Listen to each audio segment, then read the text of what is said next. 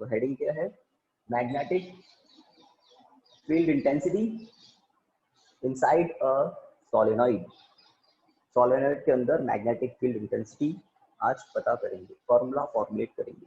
एक सोलेनॉइड जो मैंने आपके लिए बनाया है, सिलेंड्रिकल पाइप है, एक छोटा सा रबर का है। रबर का है मतलब ये इंसुलेटर होता है, और मेटल का वायर मैंने इसके ऊपर वुंड कर दिया है। तो जैसा ये सामने स्ट्रक्चर है, कुछ वैसा ही सिस्टम यहाँ पर है। ये जो एंड दिख रहा है, पहली बात तो कुछ बताएं, दिख रहा है या नहीं दिख रहा है ना? तो 1 मिनट। 2 पीपल्स, परमवीर सिंह, हर्षिता, खुशी डब्बी। तो एक सिस्टम आपके लिए बनाया सोलेनॉइड जैसा, बस इसमें अभी करंट फ्लो नहीं हो रहा है। अगर बैटरी से यहाँ कनेक्ट कर दें प्लस माइनस, करंट फ्लो होने लग जाएगा और इसके अंदर मैग्नेटिक फील्ड जनरेट होगा। तो आपको पहले तो ये सिलेंड्रिकल कुछ दिख रहा है स्ट्रक्चर, ठीक है, सिलेंड्रिकल है पहली बात। दूसरी बात, इस पर मेटल का वायर, इस पर मेटल का वायर टाई किया हुआ है ना। ये मेटल का वायर जो है आपको दिख रहा होगा, ये इधर से ऊपर जा रहा है, फिर पीछे से टर्न होकर आ रहा है इस तरह से, और इसका लास्ट एंड आप देखिए तो इसका लास्ट एंड ये पीछे से नीचे आ रहा है। तो ये है वो लास्ट एंड जो पीछे से है ना, बिल्कुल सोलेनॉइड के पीछे से डाउनवर्ड आ रहा है, ठीक है। और आगे से सबसे स्टार्टिंग वाला जो देखे है ना, लेफ्ट से ये ऊपर जा रहा है और फिर इस तरह से चल रहा है। तो जैसे ही इसमें करंट है ना, अभी तो ये एंड फ्री है, बैटरी से कनेक्ट कर दे तो इसमें करंट फ्लो होगा। और स्टेट ने बताया था करंट कैरिंग कंडक्टर क्या प्रोड्यूस करता है, मैग्नेटिक फील्ड प्रोड्यूस करता है। हमें एक और बात पता है, अगर कोई सर्कुलर लूप है, सिंगल लूप, एक लूप है ना, एक सर्कुलर लूप है जिसकी कुछ रेडियस है r, उसका सेंटर है O और इसमें करंट I है, तो सेंटर O पर मैग्नेटिक फील्ड क्या होता है, तो वो होता है μ0I/2r। हमने बायो-सावर्ट्स लॉ पढ़ा था और उसका फर्स्ट एप्लीकेशन पढ़ा था, magnetic field intensity at the centre of a current carrying circular loop, centre O पर मैग्नेटिक फील्ड। मैं ये क्यों बता रहा हूँ, मैं इसलिए बता रहा हूँ क्योंकि सोलेनॉइड में ऐसे बहुत सारे लूप होते हैं, इसलिए स्ट्रक्चर भी आपके सामने है। मे भी आपको दिख रहा होगा, कुछ दिख रहे हैं ये पार्ट, ये बड़ा थिक वायर है इसलिए आपको अनइवन शेप का दिख रहा होगा। तो ये जो मेटल के वायर हैं, इसके बहुत सारे लूप बन गए, इस पर बहुत सारे लूप बन गए, दिख रहे हैं ना ये बहुत सारे लूप। तो जब करंट फ्लो होगा तो सभी लूप में होगा, सभी लूप में होगा। और सेंटर पर मैग्नेटिक फील्ड का ये जो फॉर्मूला है B, दिख रहा है आपको, करंट के प्रोपोर्शनल है B, करंट के प्रोपोर्शनल है B। तो करंट ज्यादा होने पर अंदर सोलेनॉइड के अंदर मैग्नेटिक फील्ड इंक्रीज होता है। करंट जीरो कर देंगे तो मैग्नेटिक फील्ड जीरो हो जाएगा। तो आर्टिफिशियली कंट्रोल्ड मैनर में मैग्नेटिक फील्ड जनरेट करने की ये डिवाइस होती है, कौन, सोलेनॉइड। और एक सोलेनॉइड बार मैग्नेट की तरह भी बिहेव करता है। वो कैसे, बार मैग्नेट के एंड पोल से मैग्नेटिक फील्ड लाइंस निकलती है, इस सोलेनॉइड के भी एक एंड से मैग्नेटिक फील्ड लाइंस निकलती है। बार मैग्नेट के एस एंड पर मैग्नेटिक फील्ड लाइंस इन करती है, इस सोलेनॉइड के भी एक एंड पर मैग्नेटिक फील्ड लाइंस इन करती है। दूसरी बात, बार मैग्नेट में बाहर मैग्नेटिक फील्ड लाइंस एन से एस की तरफ होती है, एन पोल से एस पोल की तरफ मूव करती है। सोलेनॉइड में भी ऐसा ही होता है, मैग्नेटिक फील्ड लाइंस एक एंड से निकलकर दूसरे एंड में है ना, एक एंड से आउटसाइड होती है, दूसरे एंड पर इनसाइड होती है। दूसरी बात, बार मैग्नेट में मैग्नेटिक फील्ड लाइन अंदर एस से एन की तरफ होती है, यहाँ भी यही होता है, अंदर एस से एन की तरफ होती है। हाँ, ये एन और एस के बारे में जो आपको बताया था वो थोड़ा सा और बता दूं।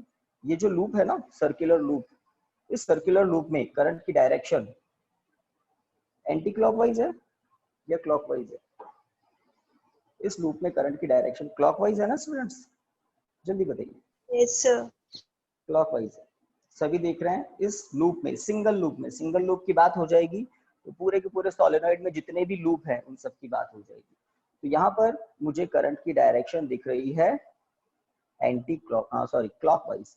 क्लॉकवाइज से एस बनता है, या एस हमें क्लॉकवाइज को बताता है। एस का मतलब magnetic field lines perpendicularly inward, ये आपको सिखाया था। अगर किसी लूप में करंट की डायरेक्शन एंटी क्लॉकवाइज हो, तो एंटी क्लॉकवाइज के लिए हम ऐसा एक एन बना देते हैं, और ये एन के जो एरो हैं, ये एन के एरो हमें किसको बताते हैं, एंटी क्लॉकवाइज को। और एंटी क्लॉकवाइज मतलब मैग्नेटिक फील्ड्स परपेंडिकुलरली आउटवर्ड, ये हमें पता है। अब ये जो लूप है, ये सोलेनोइड के अंदर बहुत सारे लूप हैं। यहाँ पर ये फर्स्ट जो एंड है, ये आगे से ऊपर जा रहा है और पीछे से नीचे आ रहा है, और ऐसा ही चलता जा रहा है, आगे से ऊपर जा रहा है और पीछे से नीचे आ रहा है। लास्ट एंड आप देखें तो ये आगे से ऊपर जा रहा है और पीछे से नीचे आ रहा है, ये यहाँ खत्म हो गया, ठीक है, इसमें डॉटेड है, मतलब पीछे से नीचे आ रहा है। अब अगर इधर से करंट ऊपर जा रहा है और पीछे से नीचे आ रहा है, तो ऐसे चल रहा है, मैं मार्कर इस तरह से घुमा रहा हूँ, ये करंट इस तरह से चल रहा है। अगर आप यहाँ से देख रहे हैं, इस एंड से, लेफ्ट एंड से आप देख रहे हैं, तो करंट की डायरेक्शन क्या होगी, एंटी क्लॉकवाइज या क्लॉकवाइज, एनीवन? Anti clockwise. और कोई? इस एंड से करंट ऊपर जा रहा है और इधर से नीचे आ रहा है, और ऐसे ही चलता जा रहा है, बताइए तो करंट की डायरेक्शन क्या होगी? आप इस एंटी क्लॉकवाइज। ऐसा स्टूडेंट नहीं हो जो इसमें भी कंफ्यूज हो जाए। तो यहाँ से आप अगर देख रहे हैं ऑब्जर्वर, तो इस एंड से करंट की डायरेक्शन क्या होगी, एंटी क्लॉकवाइज। एंटी क्लॉकवाइज से क्या बनता है, एंटी क्लॉकवाइज से क्या बनता है, एन बनता है। और एन का मतलब क्या होता है, magnetic field lines perpendicularly outward. तो यहाँ से मैग्नेटिक फील्ड लाइंस बाहर निकलती है, लेफ्ट हैंड से मैग्नेटिक फील्ड लाइंस बाहर निकलती है। करंट अगर जैसा डायग्राम में दिख रहा है वैसा है, तो यहाँ से ऊपर जा रहा है, पीछे से नीचे आ रहा है, फिर इधर से ऊपर जा रहा है, और ये ऊपर, और ये इस तरह से। तो मैंने कुछ एरो भी दिखा दिए, ओके, ठीक है ना, बिल्कुल ठीक है। तो एन होगा, और अगर यहाँ पर एन होगा तो एन मतलब मैग्नेटिक फील्ड लाइंस निकलेगी। दूसरी बात, हमने कहा इधर से देख रहे हैं तो आपको एंटी क्लॉकवाइज दिख रहा है ना, हाँ, इधर से नहीं देखकर पीछे से देखे कोई, तो मतलब इस सोलेनोइड के राइट एंड से ऑब्जर्वर देखे, तो उसको करंट की डायरेक्शन वही दिखेगी क्या, एंटी क्लॉकवाइज, या कुछ चेंज हो जाएगा? ऑब्जर्वर सेम सोलेनोइड को क्लॉकवाइज दिखेगा, क्लॉकवाइज दिखेगा। करंट यहाँ से तो ऊपर जा रहा है, यहाँ से नीचे जा रहा है, ये बताया आपको। सेम सिस्टम को ऑब्जर्वर अगर यहाँ से देखेगा तो उसको उल्टा दिखेगा, यहाँ से क्लॉकवाइज दिख रहा है, सॉरी यहाँ से एंटी क्लॉकवाइज दिख रहा है, तो उधर से उल्टा दिखेगा। उल्टा मतलब यहाँ एन दिख रहा था तो यहाँ क्या दिखेगा, उल्टा क्लॉकवाइज दिखेगा। क्लॉकवाइज मतलब मैग्नेटिक फील्ड लाइंस अंदर की तरफ होती है। तो एक current carrying solenoid bar magnet की तरह कैसे बिहेव करता है वो मैंने आपको बताया। जिस तरह से बार मैग्नेट के एक एंड से मैग्नेटिक फील्ड लाइंस निकलती है, सोलेनोइड के भी एक एंड से निकलती है। बार मैग्नेट के दूसरे एंड में magnetic field lines inside direction में होती है, इसमें भी होती है। एन पोल से जो मैग्नेटिक फील्ड लाइंस निकलती है वो एस में पहुंचती है, इसमें भी पहुंचती है, उसमें भी पहुंचती है। अंदर डायरेक्शन उल्टी होती है, अंदर डायरेक्शन एस से एन की तरफ होती है, बार मैग्नेट में भी होती है। और सबसे इंपॉर्टेंट बात, अगर किसी बार मैग्नेट को फ्रीली सस्पेंड कर दें, है ना, तो वो किस डायरेक्शन में रुकता है, वो ज्योमेट्रिकल नॉर्थ साउथ डायरेक्शन में ही रुकता है। तो मैग्नेट की एक बहुत बड़ी एक तरह से कैरेक्टरिस्टिक्स है कि फ्रीली सस्पेंड कर दें किसी मैग्नेट को उसकी सेंटर ऑफ ग्रेविटी से, तो वो कहाँ रुकता है, वो नॉर्थ साउथ डायरेक्शन में रुकता है।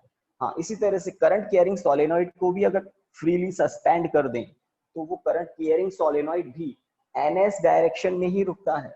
तो इस तरह से करंट कैरिंग सोलेनोइड किसकी तरह बिहेव करता है, बार मैग्नेट की तरह बिहेव करता है। बार मैग्नेट के मैग्नेटिक फील्ड को हम चेंज नहीं कर सकते, बार मैग्नेट के मैग्नेटिक फील्ड को हम चेंज नहीं कर सकते, बट करंट कैरिंग सोलेनोइड जो मैग्नेटिक फील्ड जनरेट करता है वो हमारे कंट्रोल में होता है। करंट को कंट्रोल करके उस बी को, उस मैग्नेटिक फील्ड को कंट्रोल किया जा सकता है। चलिए, तो बार मैग्नेट से रिलेटेड कुछ बातें आपको बता दी, एन और एस के बारे में आपको बता दिया। मे बी आपने डायग्राम बना लिया होगा, है ना, डॉटेड पोर्शन पीछे वाला है, कंटिन्यूअस वाला आगे वाला है। चलिए, अब हम इस बार मैग्नेट के अंदर मैग्नेटिक फील्ड इंटेंसिटी कैलकुलेट करेंगे। तो एक एक्सप्रेशन लिख रहा हूं, आप बताएंगे क्या है, कुछ भूले तो नहीं, एक दिन क्लास ऑफ रही तो कुछ भूले तो नहीं। ये एक्सप्रेशन किसने बताया था, है ना, किसका है, भूल गए, एम्पियर। है ना, एम्पियर्स लॉ, एम्पियर ने बताया था। और एलएचएस है मैग्नेटिक फील्ड का line integral over a closed loop, और ये है म्यू नॉट, है ना, कांस्टेंट होता है। This is total electric current crossing the area bounded by the closed loop. तो एम्पियर्स लॉ का ये एक मैथमेटिकल एक्सप्रेशन था। इस एम्पियर्स लॉ को यूज लेकर हम इस सोलेनॉइड के अंदर मैग्नेटिक फील्ड पता करेंगे। और सोलेनॉइड आपके लिए छोटा सा मैंने यहाँ बनाया भी है, जिसमें आपको टर्न्स दिख रहे हैं। करंट फ्लो होगा तो अंदर मैग्नेटिक फील्ड होगा। मैग्नेटिक फील्ड पता करने के लिए आपको एक रेक्टेंगुलर लूप कंसीडर करना है, रेक्टेंगुलर लूप कंसीडर करना है। जिस तरह से फर्स्ट चैप्टर में इलेक्ट्रिक फील्ड पता करने के लिए गाउसियन सरफेस लेते हैं, और वो क्लोज्ड गाउसियन सरफेस होता है। यहाँ पर क्लोज्ड पाथ होता है पी क्यू आर एस, ठीक है, पी क्यू आर एस एक रेक्टेंगुलर लूप है पी क्यू आर एस। इस रेक्टेंगुलर लूप का कुछ पोर्शन बाहर है और कुछ पोर्शन सोलेनॉइड के अंदर है। जैसा दिख रहा है वैसा ही बनाना है, ठीक है। इस रेक्टेंगुलर लूप की दो side P Q R S, दो साइड है पी क्यू आर एस। ये दोनों साइड सिलेंडर मतलब सोलेनॉइड, सिलेंड्रिकल स्ट्रक्चर होता है सोलेनॉइड, उसकी एक्सिस के पैरेलल है। P Q R S cylinder की एक्सिस के पैरेलल है।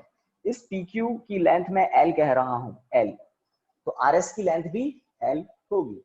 तो एक रेक्टेंगुलर लूप बना दें पी क्यू आर एस, बिल्कुल वर्टिकल है। ये पी क्यू आर एस इस मार्कर बोर्ड के प्लेन में ही है। चलिए डायग्राम कंप्लीट। ये बच्चे पीछे ही अटक गए क्या, और सरस्वत टाइमली ज्वाइन कर लिया करें। कुछ बच्चे अब मैं देख नहीं पाता हूँ इधर, वो है ना, वो लटके हुए रह जाते पीछे। बाकी ऑडियो वीडियो सब परफेक्ट।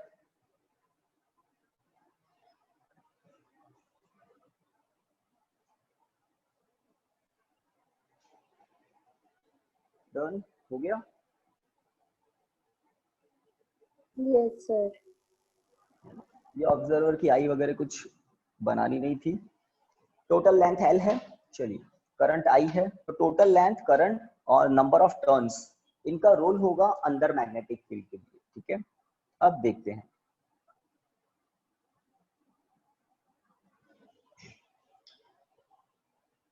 स्टार्ट करें।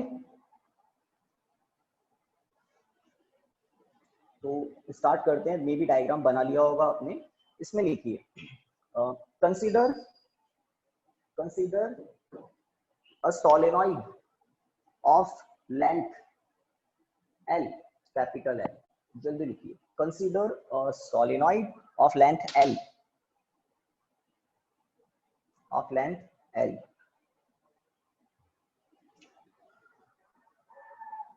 let n, capital N है ना, let n be the, capital N be the number of turns, let n be the number of turns of copper wire, let n be the number of turns of copper wire on the solenoid, जैसे यहाँ पर number of turns कितने हैं, तो देखते हैं video quality कैसी दिख रही है आपको। कितने नंबर ऑफ टर्न्स हैं, कितने नंबर ऑफ टर्न्स हैं, यहाँ से स्टार्ट कर दे। 1 2 3 4 5 6 7 8 9 10 12 टर्न्स हैं। 12 13 में भी, जिस किसी को 12 दिखे 13 दिखे, दोनों ही चलिए ठीक है। तो ये होते हैं नंबर ऑफ टर्न्स। तो इन जनरल हम क्या लिख देते हैं, n, ज्यादा भी हो सकते हैं, कम भी हो सकते हैं, कितने भी हो सकते हैं। अगर ये जो टर्न्स हैं बहुत क्लोज हैं, पास पास हैं, तो एक, है ना, एक फाइनाइट लेंथ पर बहुत सारे टर्न्स हो सकते हैं। और अगर टर्न्स दूर दूर हैं, गैप ज्यादा है, तो नंबर ऑफ टर्न्स कम होंगे। तो टर्न्स का बड़ा रोल होता है। चलिए हो गया यहाँ तक ऑन दी सोलेनॉइड। तो कॉपर के वायर के इन जनरल ये टर्न्स होते हैं। आगे लिखिए, फुल स्टॉप के बाद I, capital I, I be the electric current, I be the electric current in each turn of the solenoid, I be the electric current in each turn of the solenoid. Full stop. तो ये 3 बातें मुझे बतानी थी, length, number of turns and current. Solenoid की length, solenoid में number of turns, solenoid में current, इन तीनों पर डिपेंड करता है अंदर मैग्नेटिक फील्ड। अब आगे बढ़ते हैं। तो हमारा एम क्या है? हमारा एम है सोलेनॉइड के अंदर मैग्नेटिक फील्ड पता करना। 2 बातें और बता देता हूँ, फिर डेरिवेशन पोर्शन स्टार्ट होगा। वो 2 बातें क्या? कैरेक्टरिस्टिक्स है सोलेनॉइड की। अगर आइडियल सोलेनॉइड है, आइडियल सोलेनॉइड मतलब सोलेनॉइड की लेंथ ज्यादा हो और सोलेनॉइड की रेडियस कम हो, तो अंदर magnetic field uniform magnetic field होता है, एक्सिस के पैरेलल होता है। तो एक सोलेनॉइड के अंदर inside magnetic field uniform magnetic field होता है। यूनिफॉर्म मतलब एक जैसा, और एक्सिस के पैरेलल होता है। पहली बात, बाहर magnetic field nearly equal to 0 होता है। तो जब हम ये पूरा टॉपिक कर लेंगे तब मैं आपको बताऊंगा, एक डायग्राम मुझे बनाना पड़ेगा आपके लिए। तो बाहर magnetic field nearly equal to 0 होता है, और सारा का सारा मैग्नेटिक फील्ड कहाँ होता है? अंदर। अंदर अंदर मैग्नेटिक फील्ड एक जैसा होता है, यूनिफॉर्म होता है, और एक्सिस के पैरेलल होता है। चलिए, और बाहर नियरली इक्वल टू 0 होता है। तो किसी भी सोलेनॉइड के अंदर मैग्नेटिक फील्ड होता है और बाहर नहीं होता है, आप ऐसा कहेंगे। और बाहर क्यों 0 होता है वो मैं आपको बताऊंगा कि नियरली इक्वल टू 0 क्यों होता है।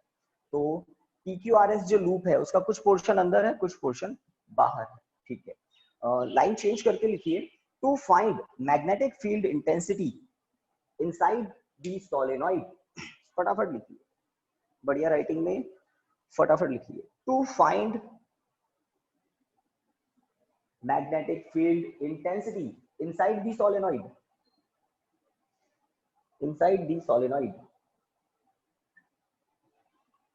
we consider a rectangular loop PQRS. We consider a rectangular loop PQRS, a rectangular loop PQRS of length L, small l, full stop, of length L, full stop. We consider a rectangular loop PQRS of length L, small l, full stop. Okay. हो गया यहाँ तक? Yes, sir. तो ये PQRS virtual imaginary है। PQRS क्या है? जैसे गॉसियन सरफेस होता है वर्चुअल सरफेस, तो एक वर्चुअल पाथ है PQRS, वर्चुअल पाथ है।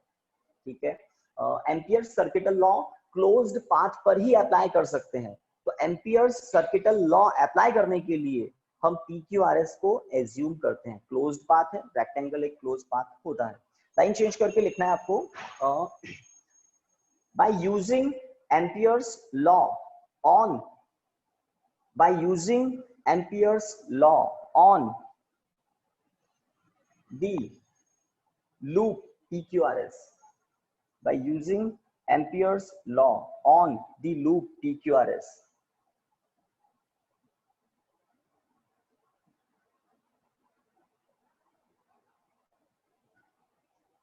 तो B dot dl integration over a close loop. तो PQRS एक क्लोज लूप है। PQRS लिख दिया मैंने इंटीग्रेशन के नीचे, और यहां पर लिखते हैं हम mu naught summation I, mu naught summation I। ठीक है, चलिए यह है इक्वेशन 1। इक्वेशन 1 का LHS हम पता करेंगे, RHS हम पता करेंगे, और इसमें पुट कर देंगे और B की वैल्यू आ जाएगी।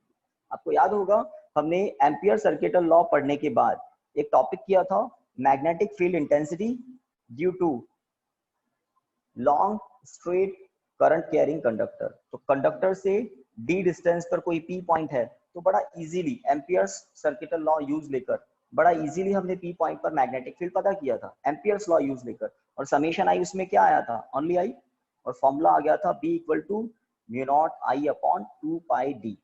तो जो मेथड वहां हमने यूज लिया था वही यहाँ पर यूज लेंगे। ठीक है, तो स्टार्ट कर दिया है इक्वेशन 1 में।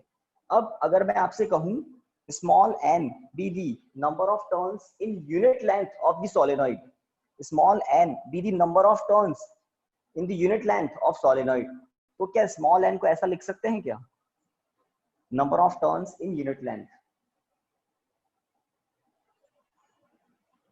Total number of turns upon total length, true, correct है ना, Yes, sir. बिल्कुल ठीक है। तो इस बात को भी हम यहाँ लिख देते हैं, लिखिए, if n small n, if n be the number of turns in unit length, if small n be the number of turns in unit length of the solenoid, then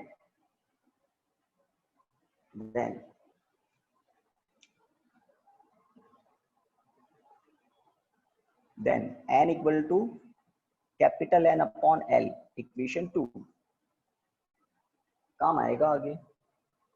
यहां भी देख लें, मान लें ये जो मैंने सोलेनोइड बनाया है इसकी लेंथ है 5 सेंटीमीटर, कितनी है इसकी लेंथ, 5 सेंटीमीटर है, और एक मोमेंट के लिए मान लेते हैं इसमें 15 टर्न्स हैं, है तो नहीं बट मान लेते हैं इसमें 15 टर्न्स हैं, तो 1 सेंटीमीटर में कितने टर्न हुए, है ना, तो टोटल नंबर ऑफ टर्न्स हम कह रहे हैं 15, टोटल लेंथ हम कह रहे हैं 5, तो 1 सेंटीमीटर में कितने टर्न्स हुए, 3 टर्न्स, है ना।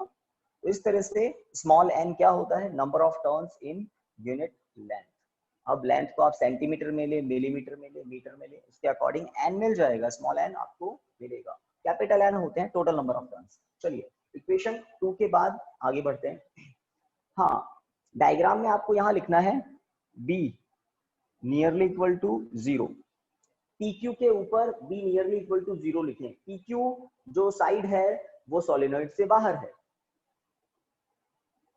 तो बाहर magnetic field nearly equal to 0 होता है ना। लास्ट में मुझे याद दिलाना, b नियरली इक्वल टू 0 के बारे में आपको बताएंगे। चलिए इक्वेशन 2 के बाद लिखिए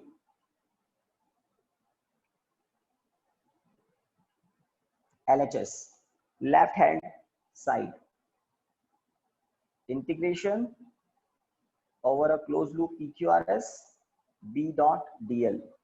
इस इंटीग्रेशन को मैं 4 पार्ट्स में स्प्लिट कर दूंगा, डिवाइड कर दूंगा। ये PQRS एक रेक्टेंगुलर लूप है और रेक्टेंगल में 4 साइड्स होती है, तो इस इंटीग्रेशन को मैं 4 पार्ट्स में कैसे डिवाइड कर रहा हूँ। सबसे पहले PQ पर इंटीग्रेशन B डॉट DL, दूसरा इंटीग्रेशन QR पर ले लेते हैं, QR पर B डॉट DL, ठीक है। राइट साइड में जो अब इंटीग्रेशन लिख रहा हूं उसमें किसी पर भी बीच में सर्कल मत अप्लाई कर देना। सर्कल कब अप्लाई करते हैं, जब क्लोज्ड लूप हो। PQ एक है ना साइड है, QR एक साइड है, क्लोज लूप नहीं है। RS B dot DL, last में SP B डॉट DL। तो हमने जो मेन इंटीग्रेशन था उसको स्प्लिट कर दिया 4 पार्ट्स में। ये कंप्लीट लूप के लिए था LHS में, और ये सिंगल सिंगल साइड्स के लिए। और ये लूप किससे बनता है, इन 4 साइड से मिलकर बनता है, तो ठीक है, इक्वल टू ये होगा। अब एक एक इंटीग्रेशन को देखते हैं। फर्स्ट इंटीग्रेशन PQ पर है, और PQ कहां पर है, बाहर है, और बाहर B क्या है, 0 है। तो PQ कहां है, सोलेनोइड के बाहर है, और सोलेनोइड के बाहर मैग्नेटिक फील्ड क्या होता है, 0 होता है, 0 होता है, इसलिए 0। और देखिए QR हॉरिजॉन्टल है या वर्टिकल है, बताइए। QR हॉरिजॉन्टल है या वर्टिकल है, तो सीधी सी बात वर्टिकल है। Yes no, Yes, sir. QR side vertical है, ठीक है, QR साइड वर्टिकल है। अगर QR साइड के इस वाले पोर्शन को देखें, बाहर वाले, तो बाहर B 0 होता है, बाहर B 0 होता है, ठीक है। तो अगर लेंथ एलिमेंट DL बाहर कहीं हो तो कोई दिक्कत नहीं है, B 0 होगा। और यही लेंथ एलिमेंट अगर अंदर कहीं हो तो B नॉन जीरो होगा, लेकिन DL की डायरेक्शन और B की डायरेक्शन के बीच का एंगल क्या होगा, 90 डिग्री। तो मैं कह रहा हूं QR क्या है, QR वर्टिकल है। QR वर्टिकल है तो QR अगर सोलेनोइड के अंदर वाले QR साइड के ऊपर DL एलिमेंट ले, और वो DL एलिमेंट कहां ले, सोलेनोइड के अंदर, तो ठीक है। बी की डायरेक्शन डीएल की डायरेक्शन के बीच में 90 डिग्री एंगल होगा, और हम जानते हैं डॉट प्रोडक्ट ओपन करते हैं तो आता है cos थीटा। cos 90 क्या होता है, 0 होता है। तो मैं ये बताना चाहता हूं कि इस क्यू आर साइड पर बी डॉट डीएल 0 होगा। उसके दो रीजन है, अगर डीएल बाहर हुआ तो बी 0 है इसलिए इंटीग्रेशन 0, और अगर डीएल लेंथ एलिमेंट नीचे हुआ मतलब सोलेनोइड के अंदर होगा तो क्यू आर पर ही, तब आपको एंगल 90 डिग्री मिलेगा और इंटीग्रेशन 0 होगा। तो पहला इंटीग्रेशन 0 होने का रीजन है पीक्यू साइड कंप्लीटली बाहर है और बी 0 है इसलिए 0। दूसरा इंटीग्रेशन 0 होने का रीजन 90 डिग्री, अगर डीएल को आपने यहां पर ले लिया तो बी हॉरिजॉन्टल डायरेक्शन में होता है। यहां पर एरो मैंने इधर कर दिया, इधर भी कर सकते हैं, करंट के अलोंग, करंट के अकॉर्डिंग होता है मैग्नेटिक फील्ड। तो यहाँ पर एंगल क्या हो जाएगा, डीएल वेक्टर बी वेक्टर के बीच का एंगल क्या हो जाएगा 90 डिग्री। 90 डिग्री cos 90 0 होता है। तीसरा इंटीग्रेशन देखिए आरएस, ये सबसे काम का है। आरएस साइड कंप्लीटली कहाँ है, सोलेनोइड के अंदर है। आरएस की लेंथ कितनी है, तो आरएस की लेंथ उतनी ही है जितनी पीक्यू की है। तो अगर आरएस पर कहीं भी, आर से लेकर एस पर कहीं भी आप लेंथ एलिमेंट ले लेते हैं तो वो लेंथ एलिमेंट भी क्या होगा, हॉरिजॉन्टल होगा। और मैग्नेटिक फील्ड भी क्या है अंदर, हॉरिजॉन्टल है। मतलब जब बी डॉट डीएल करेंगे तो cos 0 1 होगा। तो यहाँ पर R S B DL cos 0 लिखना पड़ेगा, cos 0 लिखना पड़ेगा। लास्ट इंटीग्रेशन एसपी हॉरिजॉन्टल है या वर्टिकल है, तो जैसा क्यू आर के लिए कहा था वैसा का वैसा एसपी के लिए देखें तो क्यू आर वर्टिकल साइड थी, एसपी भी वर्टिकल साइड है। क्यू आर का कुछ पोर्शन बाहर था कुछ पोर्शन अंदर है, एसपी का भी कुछ पोर्शन बाहर है कुछ पोर्शन अंदर है। अगर डीएल एलिमेंट को बाहर सेलेक्ट करते हैं, कहीं भी ले सकते हैं ना, इसलिए कह रहा हूं एस से लेकर पी तक कहीं भी हो सकता है डीएल। तो अगर डीएल बाहर सेलेक्ट किया गया है तो बी 0 इसलिए इंटीग्रेशन 0। अगर डीएल अंदर सेलेक्ट किया गया है तो डीएल वेक्टर वर्टिकल होगा, बी वेक्टर हॉरिजॉन्टल होगा, एंगल 90 डिग्री होगा इसलिए इंटीग्रेशन 0 हो जाएगा। ठीक है, तो ये जो ऊपर 4 इंटीग्रेशन है उसमें से आप देख रहे हैं एक इंटीग्रेशन नॉन जीरो है, बाकी 3 इंटीग्रेशन 0 है। उन 0 होने का रीजन आपको दिमाग में फिट कर लेना है और अभी फिट कर लेना है। पीक्यू सोलेनोइड के बाहर है, बी 0 है इसलिए 0। क्यू आर एस पी ये वर्टिकल साइड्स हैं और वर्टिकल साइड्स हैं इसलिए ये दोनों इंटीग्रेशन 0 होने ही है। One and only integration non zero है which is on side R S. R S side completely solenoid के अंदर है पहली बार, इसलिए बी नॉन जीरो होगा, बी 0 नहीं होगा। आर एस साइड के किसी भी पोर्शन पर अगर एलिमेंट लेते हैं तो एलिमेंट की डायरेक्शन बी की डायरेक्शन दोनों हॉरिजॉन्टल है, cos 0 1 हो जाएगा। चलिए, तो ये जो LHS हमने लिया है वो LHS क्या है, line integral of magnetic field over a close loop, PQRS, line integral of magnetic field over a close loop. और उसकी वैल्यू क्या आएगी, तो उसकी वैल्यू होगी RS पर इंटीग्रेशन करना है, किसका करना है, DL का करना है। मैंने ऐसा क्यों किया, तो B, ये B कहां पर है, ये B सोलेनोइड के अंदर है। क्यों सोलेनोइड के अंदर है, क्योंकि RS साइड सोलेनोइड के अंदर है।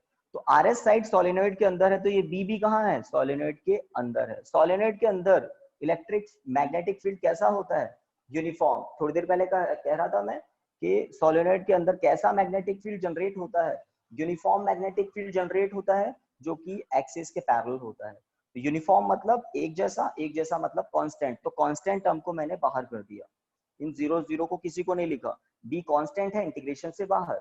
cos 0 क्या हो गया, 1 हो गया। अब इंटीग्रेशन के अंदर क्या बचा, डीएल। तो डीएल का इंटीग्रेशन क्या होगा, डीएल का इंटीग्रेशन होगा एल, है ना। आर से एस तक की लेंथ क्या है, आर से एस तक की लेंथ क्या है, कंप्लीट लेंथ। तो इस तरह से आपको थर्ड इक्वेशन मिलेगा, है ना, LHS। तो लिख लीजिए PQRS B डॉट DL। तो आज की क्लास को भी हम रिकॉर्ड कर रहे हैं, जल्दी बताइए। Integration over a close loop, equation 3 तक हो गया हो तो इस टॉपिक का सबसे इंपॉर्टेंट काम था LHS लेकर थर्ड इक्वेशन तक पहुंचना। एक छोटा सा इंपॉर्टेंट काम बाकी है और फिर इक्वेशन 1 में वैल्यू पुट करेंगे।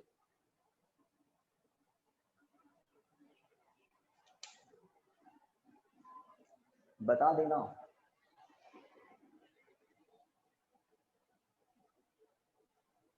Done sir. Done, equation 3 done, है ना। और है ना, कंफ्यूजन किसी को हो तो वो पूछे, जरूर पूछे, हाथों हाथ पूछ सकते हैं, क्लास के बाद पूछ सकते हैं, है ना। वीडियो सेंड करूंगा, वीडियो देखकर फिर कोई कंफ्यूजन आए तो वहां पूछ सकते हैं। ओके, तो पहला काम एलएचएस पता कर लिया। अब आरएचएस में एक तो कांस्टेंट टर्म है म्यू नॉट, वो तो एज इट इज रहनी है। समेशन आई क्या होता है? तो समेशन आई क्या होता है? Total electric current passing through the area bounded by the close loop. Summation I क्या होता है? Total electric current passing through the area bounded by the close loop. तो आप बताएं समेशन आई क्या हो सकता है? दिमाग लगाएं, समेशन आई क्या हो सकता है?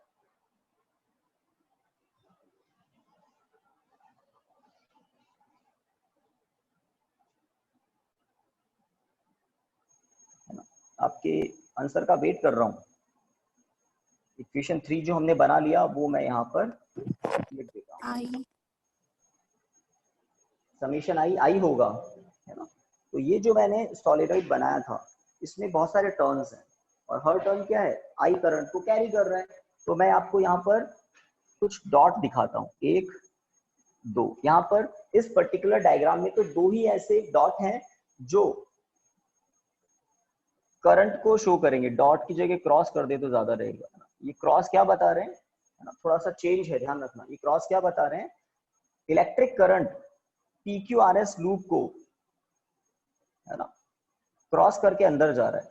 2 जगह क्रॉस लगा दिए, ये P, ये Q, ये R और ये S। तो ये करंट ऊपर जा रहा है, ऊपर जाकर ये पीछे की तरफ गया यहाँ पर और फिर नीचे आ रहा है। तो मैं कह रहा हूँ पीछे की तरफ गया यहाँ पर, बट ये पॉइंट क्या है? PQRS के बाहर का पॉइंट है, ठीक है, कोई बात नहीं। दूसरे लूप को देखते हैं। ये ऊपर जा रहा है करंट, आई करंट ऊपर जा रहा है, आई करंट ऊपर जा रहा है। अब ये यहाँ पर पीछे की तरफ गया इस पॉइंट पर और अब नीचे आ रहा है। तो इस पॉइंट पर मैं क्या कह रहा हूँ? करंट पीछे की तरफ गया। तो किसको क्रॉस करके गया? इस एरिया को, PQRS एरिया को। और ये एरिया किसने बाउंड किया है? लूप PQRS ने। अब ये करंट नीचे आ रहा था और ये करंट फिर ऊपर जा रहा है। ये करंट ऊपर जा रहा है और इस पॉइंट पर ये अंदर की तरफ जाता है और फिर ये नीचे की तरफ आने लग जाता है।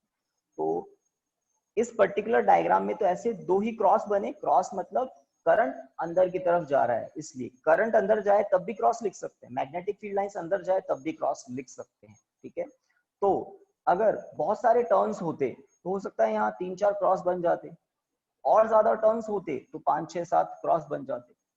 तो इन क्रॉस को हम क्या कह रहे हैं? आई करंट आगे से अंदर जा रहा है, आगे से अंदर जा रहा है। कुल मिलाकर PQRS जो एरिया है उसको क्रॉस कर रहा है ये करंट। तो कितने करंट हैं? यहाँ पर 2 दिख रहे हैं ना आपको, यहाँ पर 2 दिख रहे हैं। अब मुझे ये पता है, आप भी ध्यान से देखें, इस पॉइंट से NL/I। बिल्कुल सही, इस पॉइंट से इस पॉइंट तक, इस पॉइंट से इस पॉइंट तक लेंथ कितनी है? इस पॉइंट से इस पॉइंट तक लेंथ कितनी है? L है ना। L। यहां से लेकर यहां Yes, तक sir. लेंथ कितनी है? L है। पहली बात, हमें पता है इस सोलेनॉइड की यूनिट लेंथ में कितने टर्न्स हैं? Small n। N, small n। तो अब आप पता लगा सकते हैं यहां से लेकर यहां तक जो लेंथ है, इस लेंथ में नंबर ऑफ टर्न्स कितने होंगे? इतने होंगे, Small n NL। into small n। NL कैसे? जैसे आपको कहा, मान लो इसकी लेंथ है 5 सेंटीमीटर, मान लो इसमें टोटल नंबर ऑफ टर्न्स है 15, तो n कितना आया? Total number of turns upon length. तो 1 सेंटीमीटर में कितने टर्न्स आ गए? इतने आ गए। अब मैं कह देता हूं, आप यहाँ पर एक PQRS लूप लो और उस PQRS लूप PQRS लूप की लेंथ L कितनी ले लो? 3 सेंटीमीटर ले लो, है ना। तो यहां से लेकर यहां तक की लेंथ मैंने कितनी मान ली? 3 सेंटीमीटर मान ली, और n कितना है? 3 है। तो उस L लेंथ में टोटल नंबर ऑफ टर्न्स कितने होंगे? 3 into 3 मींस 9 टर्न्स होंगे। तो 9 टर्न्स होंगे उस L लेंथ में। अगर स्मॉल l कैपिटल L के बराबर हो तो आप पाएंगे सारे ही टर्न्स हो जाएंगे, है ना, सारे ही टर्न्स उस लूप को क्रॉस करेंगे। सर खैर अभी यस बोलते जाइए, पूछिए। सर ये अनुराग कुमार को सर ऐड करना सर, वो बार बार मैसेज कर रहा है। अनुराग कुमावत, कर दिया साहब। हाँ, तो इक्वेशन 3 के बाद लिखिए, इक्वेशन 3 के बाद लिखिए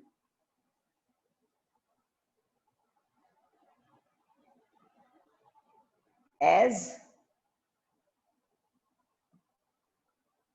as n small n, as n be the number of turns in unit length, as n be the number of turns in unit length. So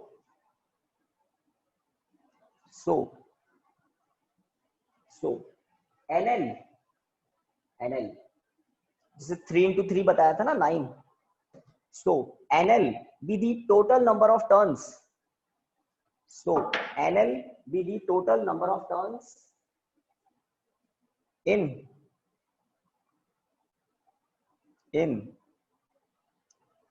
L length, in L length, in L length, full stop. अब लिखिए now total electric current, now total electric current passing through the area, now total electric current passing through the area, passing through the area bounded by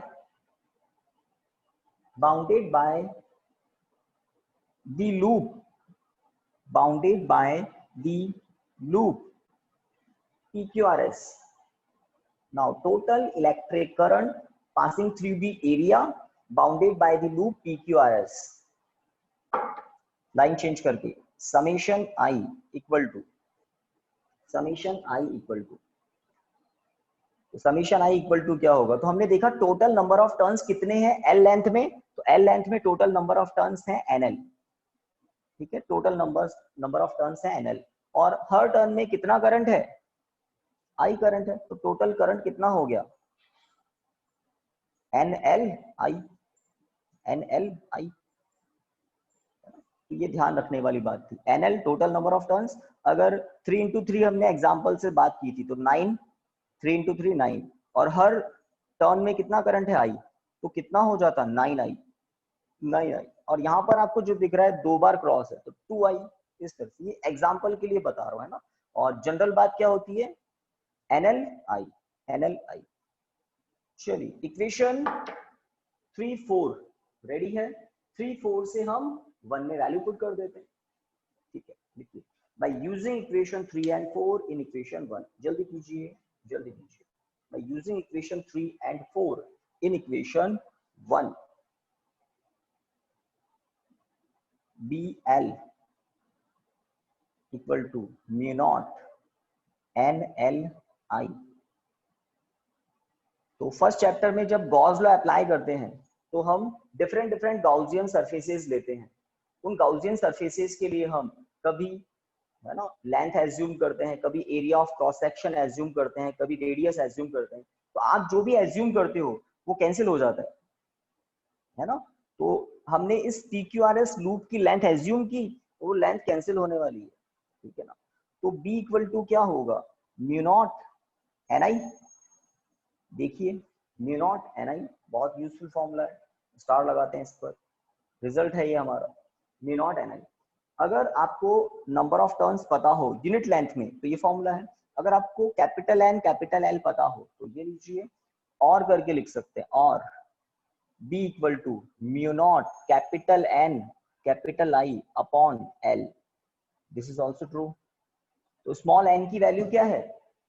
capital N upon capital L, है ना। From equation 2 use ले ले, तो दोनों result सही है। तो क्या पता लगता है? तो सोलेनोइड के अंदर जो मैग्नेटिक फील्ड होता है B, वो I के प्रोपोर्शनल है, नंबर ऑफ टर्न्स के प्रोपोर्शनल है, लेंथ के इनवर्सली प्रोपोर्शनल है।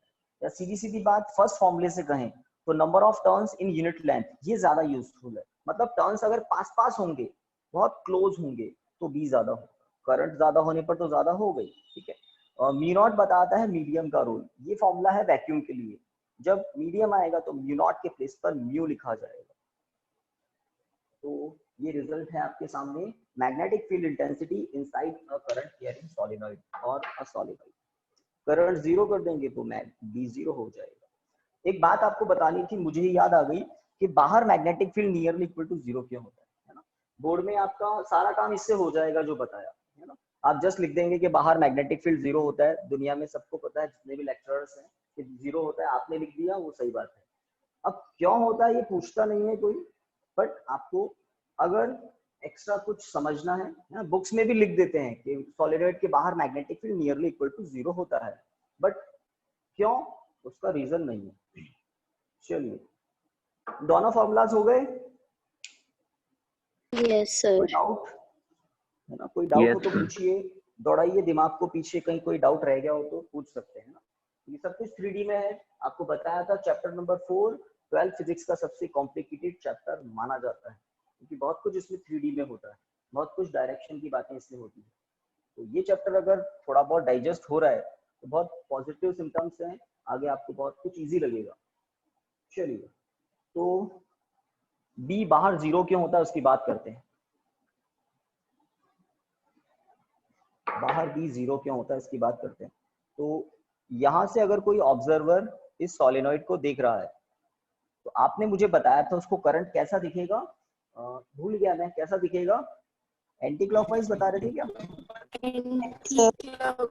yes sir, anti-clockwise. है ना, आप वापस सोच लो, मुझे लग रहा है आपने एंटी क्लॉकवाइज ही बताया था। तो ये वायर में करंट ऊपर जा रहा है और फिर ये टर्न होके पीछे जाके फिर नीचे आ रहा है, फिर आगे वाले टर्न में करंट ऊपर जा रहा है, फिर टर्न होके पीछे जा रहा है, फिर नीचे आ रहा है। तो इधर से जो देख रहा है उसको ये करंट कैसा दिख रहा है, मुझे ये एंटी क्लॉकवाइज ही दिख रहा है। एंटी क्लॉकवाइज, एंटी क्लॉकवाइज का क्या बनता है, एन बनता है, ठीक है, बिल्कुल सही बात है। मैग्नेटिक फील्ड लाइंस का एरो बाहर की तरफ है ना, तो इसका मतलब एन बनेगा, एन मतलब एंटी क्लॉकवाइज, ठीक है। हाँ, अब इस ऑब्जर्वर को यहां से जो देख रहा है उसको पूरा का पूरा सर्कल दिख रहा है। अब आप अगर यहाँ से देखने लग जाएं तो आपको भी पूरा का पूरा सर्कल ही दिखेगा ना, ये सर्कल, और इसमें Yes, यहाँ से sir. करंट ऊपर जा रहा है और ये पीछे आ रहा है, तो ये कैसे लूप बन रहे हैं, एंटी क्लॉकवाइज, एंटी क्लॉकवाइज, ठीक है। तो मैं इस ऑब्जर्वर को क्या दिख रहा है वो आपको दिखाना चाहता हूँ, इस ऑब्जर्वर को क्या दिख रहा है।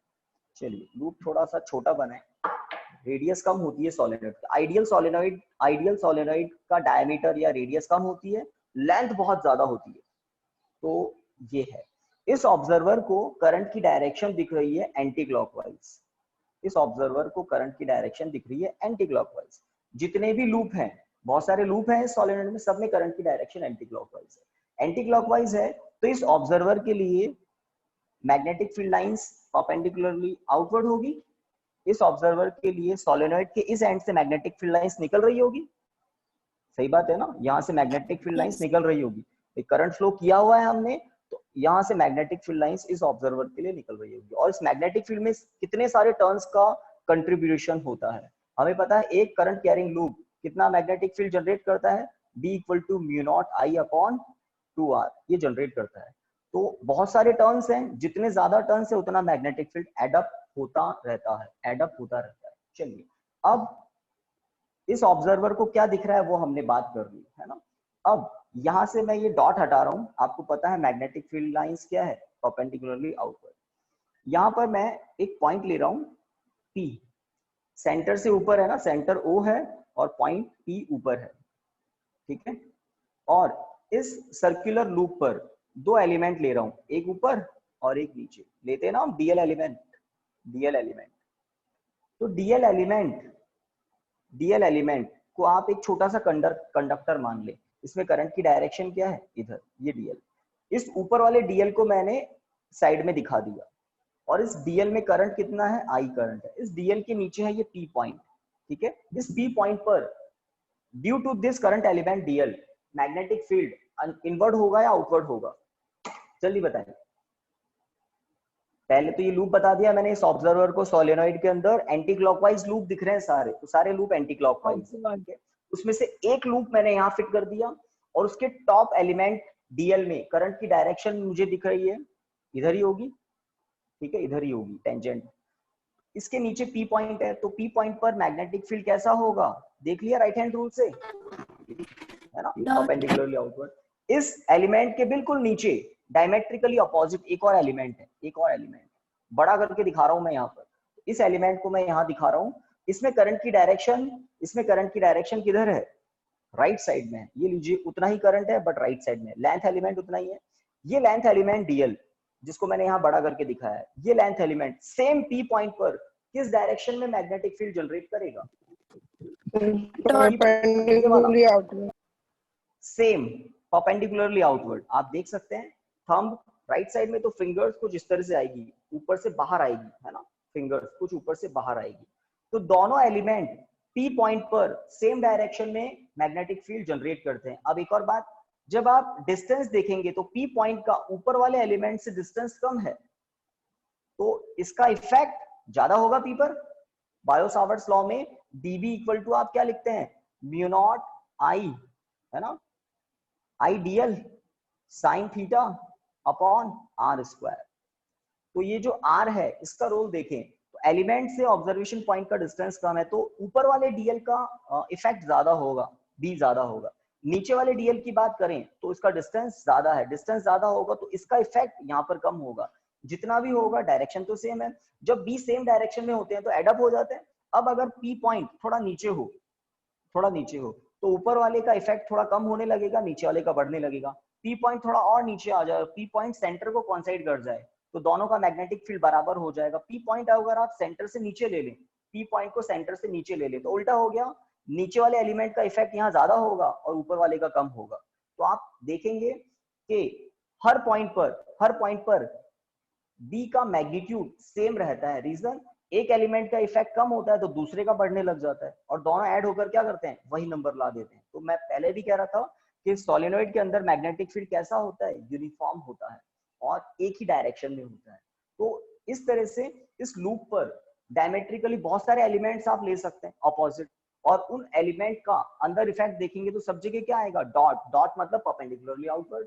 एक एलिमेंट कि अगर पास में ऑब्जर्वेशन पॉइंट है तो उसका इफेक्ट ज्यादा होगा और ऑपोजिट जो एलिमेंट है उसका इफेक्ट कम होगा, बट सम क्या आएगा, वही आएगा, कांस्टेंट आएगा। इसलिए हम क्या कहते हैं, यूनिफॉर्म मैग्नेटिक फील्ड होता है। एक बार अंदर की बात बता दी मैंने, अब बात करते हैं बाहर की, ठीक है। चलिए लूप एक बार वापस फ्रेश बना देता हूं और बाहर की बात करते हैं।